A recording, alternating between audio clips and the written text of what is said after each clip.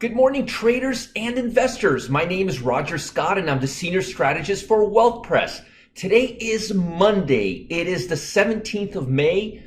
Man, oh man, where has the first half of the year has gone? Last week we got a lot of Fed data, a lot of data on whether inflation is here or not. And I'm telling you folks, retail sales data was weak. A lot of economic data was weak. Jobless claims was strong. It looks like markets are, or the economy is shifting right now, but we're not 100% sure in which direction. That's the problem. It looks like some parts of the world are opening up, some parts of the world are not. We're kind of in the middle of this thing right now with COVID, and we're not done. We're not out of the woods just yet in terms of global recovery, but US is doing well. But now we're dealing with all the inflationary figures, employment figures, retail sales figures, which were weak, consumer numbers, which were weak. So there's a lot of things we still have to overcome. We're not out of the woods just yet. Now, by the way, I'm not in my regular studio right now. I'm in Miami. I'm about to leave like an hour after doing this video. So you'll see me back tomorrow at my old studio.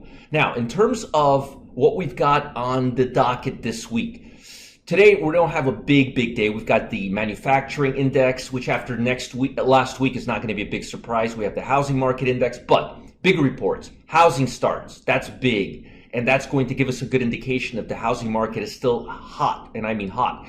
We're going to get the FOMC minutes, which shouldn't be a really big surprise.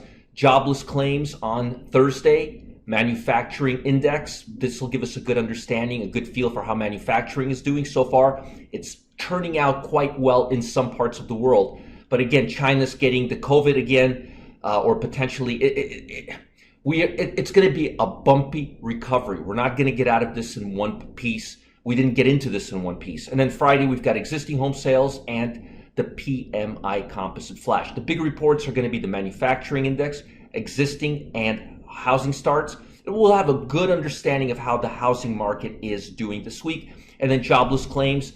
Remember, the jobless claims is only half of the story. We need to know how many people are applying for claims and how many people are applying for work. And the number seems to be a little mixed right now. In terms of global economy, let me tell you where the biggest friction is this week. Surging COVID cases in Thailand and Taiwan. And that's what I'm saying. We don't know 100% of China is going to come out of this unscathed because, well, Taiwan and China, they're not that far apart. Fueled disease fears in Chinese factory and consumer activity were weaker than expected, which means China could still be struggling with COVID and not telling us about it. You know, they don't tell us everything. Thailand reported almost 9,635 new COVID cases that added concern after Taiwan and Singapore announced limits on public gatherings as US is opening everything up. That's really a big confusion here in Florida right now because we're saying the government's saying we don't need to have the masks inside. The businesses are still enforcing it. It's just a big mess.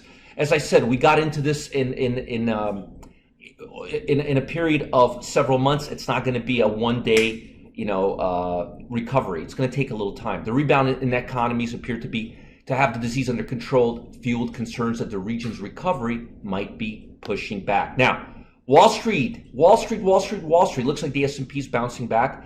Gain Friday, led by technology stocks, Apple, Microsoft, Facebook, Amazon, Google. FANG stocks, they rose 1%. Retailers, bank, industrial stocks also rose. Again, following a 3 day of heavy selling, we saw some upside. The fear was inflationary. The major indexes had hit all-time highs. The previous weeks were close to all-time highs, but I'll go through the S&P and the Nasdaq in a few minutes. Here's again the big concern. Taiwan's 333 new virus cases and Singapore's 21 were modest compares with India's. India's got it bad, in the thousands. But they come after Malaysia, Thailand, and Philippines reimposed curbs in response to rising cases.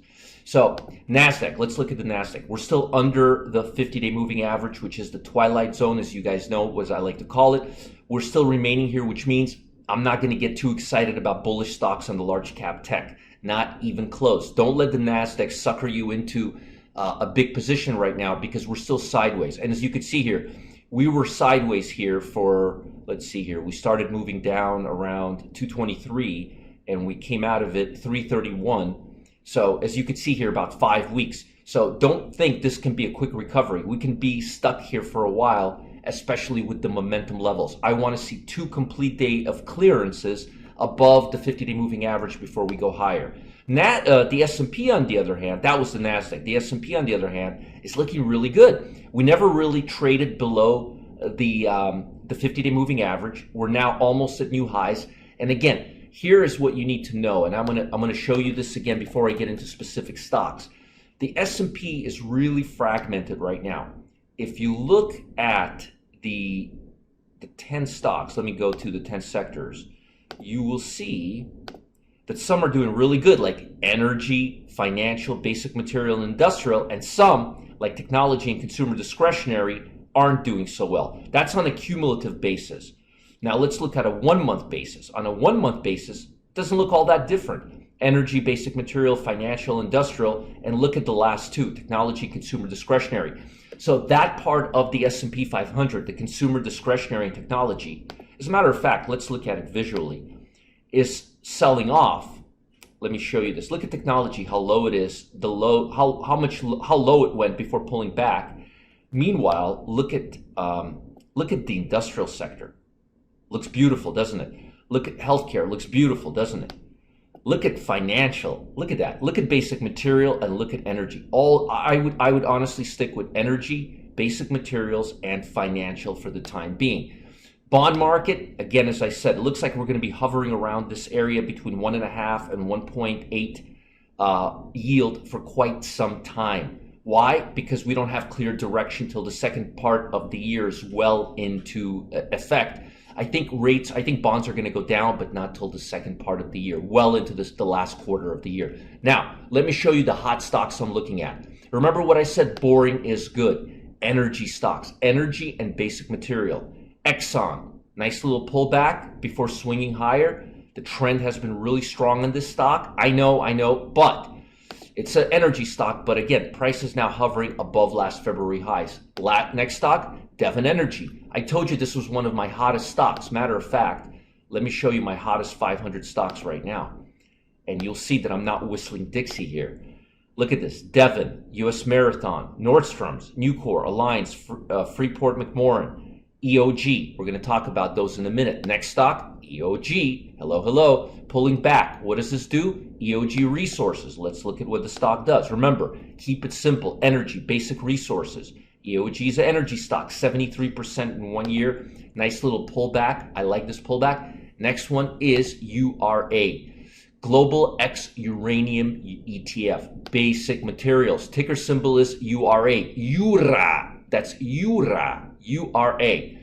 And again, the asset is going higher. And if you look at the constituents, you're going to be very pleased. Let me just show you some of this. Oh, doesn't give it to us. But let's look at the profile and you will see what it is. Commodities, ETF, energy, 1 year return 106%. We're definitely in the right area. So again, this week, the big reports you want to watch out for are the jobless claims, existing home sales, and housing starts. And I think home sales are still on the rise. I think they're going to be doing pretty good. Keep your eye on the Nasdaq because it's still in the twilight zone. S&P is doing good, but it's very fragmented. You don't want to be in the consumer discretionary and in the tech sector. You want to be in the energy and basic materials. It's a good hedge against inflation because basic materials go up with commodity prices. Commodities are good.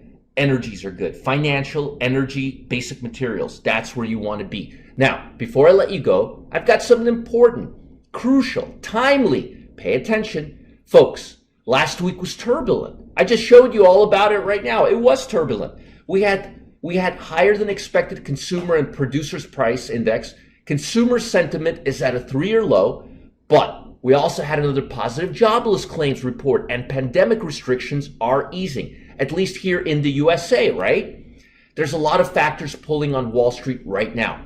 So we're probably wondering, what's the best way to trade this market, right? Here's what you need to do. Find a solid strategy for all 3 market cycles. So it doesn't matter if the market goes up, down, or trades sideways. It doesn't matter what the government, economy, or what the markets do next. That's how you want to protect yourself in this market. Now, here's what I've got for you. Wall Street legend Chuck Hughes is unveiling his 3, not 1, not 2, but three-piece blueprint that's giving everyday traders like you, just like you, a chance to profit on stocks regardless of the current market climate. And it has a historic accuracy of 96%. Can you imagine making money over 96% of the time, regardless if the market goes up, down, or sideways? That's what Chuck's got for you. Now, click on the link below to learn more about Chuck's triple threat and see why so many traders want to access it now. And as always, make sure to like this video, subscribe to this channel if you're watching on YouTube. Folks, stay ahead of the market by being the first to be notified when we post new videos. And have an amazing week. And I'll be back tomorrow. I'm going to be driving all day today from Miami back to Jax. You guys have a great day. Bye.